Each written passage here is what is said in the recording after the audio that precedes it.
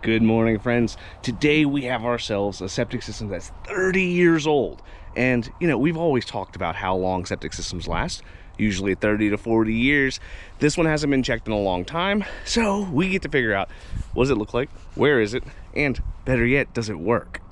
Before we get started though, leave a comment below. How old is your septic system? Let's go ahead and see if we can find where this thing's at. Fortunately, as we're walking up to the door, we're gonna see this white pipe right here, meaning the septic's gonna be somewhere out front. Super easy. We can actually see it sitting right over here in this bush. So this is going to be our tank. So this white pipe is what we refer to as the clean out. Typically, you're gonna see like a concrete riser or a plastic riser over here. What that is a manhole size lid that allows you to clean the tank. This was what you would see 30 years ago, so you could also clean the tank. We still have these, but nowadays it's better to pump from the middle. This pipe is so that way if you get something stuck in your sewer line, you're able to open this up, toss the snake through, and dislodge whatever it is without having to open the pipe in the house and have all that junk come back to you. Now, keep in mind that system is in a bush. Now, that type of bush is like a ornamental grass, so it's not really like bush, but it's enough to where once you let it go and you don't cut it back, it makes getting to your septic system way more annoying. And if you're somebody like me who has allergies, it'll ruin the rest of your day. So make sure you keep those things trimmed and you're good to go. We're gonna pop open those lids and we're gonna take a mirror and a flashlight and we're gonna look, see what do we find inside of that tank. Hopefully nothing crazy, and hopefully the sludge isn't that bad. But I'm gonna pop that open. We'll get some water running through the system just to make sure things are flowing nice, doing what they ought to do. And then we're gonna come back and we're gonna talk together about what's going on. So now we've got the lid off. We've got water running into the system. The reason we wanna have water running into the system is to make sure that everything can go out to the drain fields as they ought to. The next step is we're gonna take our sludge judge, which is over there, and we're gonna go ahead and put that into the tank. This is gonna help us measure how full the system is so we know when it's time to pump.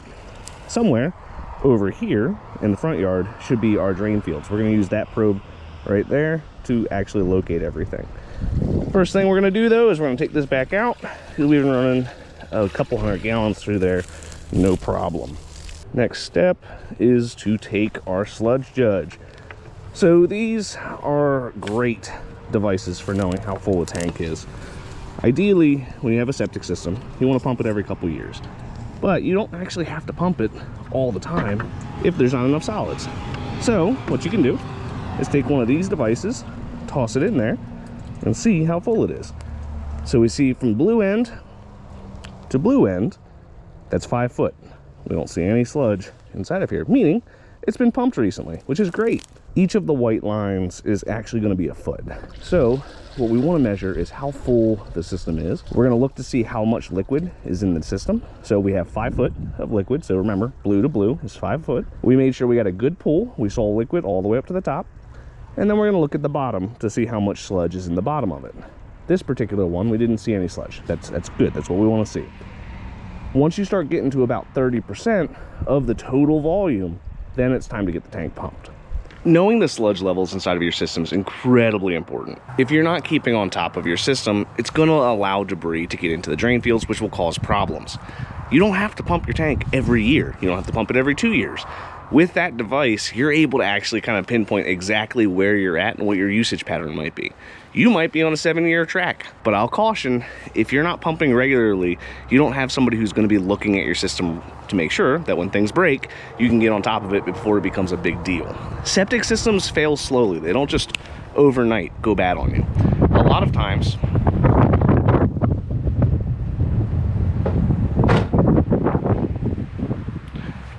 times, there's small little things that break. A baffle might fall off, a pipe might have a crack, a distribution box might start to collapse. A few $100s, maybe $1,000, maybe $2,000 or $3,000, but not a full system. But if you let it go long enough without being touched, looked at, or even repaired, what'll happen is those issues will compound, and then now you're looking at a full total replacement. So getting it looked at, good idea. Pumping it, good idea, but you can save some money by getting one of these sludge judges and actually measuring it yourself to see how full the tank is. I've still yet to see a homeowner buy one from my client base, but I'm sure there's one of you out there who's going to find that interesting and probably get one. When it comes to the debris, what causes a septic system to fail is what we refer to as biomat. It's biologic material. It's sludge, poo, all that good stuff that exits the tank. No matter how well you take care of that system, a little bit of debris is going to get into the drain fields. It's real sticky, tar-like. What'll happen is it'll get into the soil and it'll plug it up. And there's nowhere for that water to go but back to your house. So part of our objective today is to probe the drain fields and see where are we at. We want to make sure that the drain fields are dry. When you're probing, you're looking for 3 distinct issues. 1, it's dry. Perfectly fine. That means the system's doing what it's supposed to do. Second one is maybe it's a little bit wet. If the system's a little bit wet, you keep probing your way through the entirety of the trench until you find a spot that's not wet. That means that you've used X amount of the drain field. So if you've got half of the trench full of water, half the trench is not, that means the first half is gone. The third one, not so great, is if the entire trench is saturated, gurgling, surfacing, mushy with biomat in it. That means the drain field's reached the end of its life and it's time for replacement of the one trench or the whole system, depending on how bad everything is. Sometimes you can have it where a distribution box is collapsed. One trench is still workable. The other trench is just completely swamped because the box collapsed. So fixing the box and replacing the one trench should put you back in business. So what we're gonna do now is I'm gonna go probe the yard, see what we have, and we're gonna come back and discuss it. We finished looking at that particular system, probed it out, everything looked good and dry, put a bunch of water through, we didn't see anything happen. That's what you want to have happen. You don't want any excitement when it comes to your septic system. You want boring, basic, draining, nothing crazy happening, because that means you're not going to spend a lot of money. Now, it's important to make sure that you get your system looked at thoroughly every few years. Now, usually 5-10 years is when you're going to want to do it.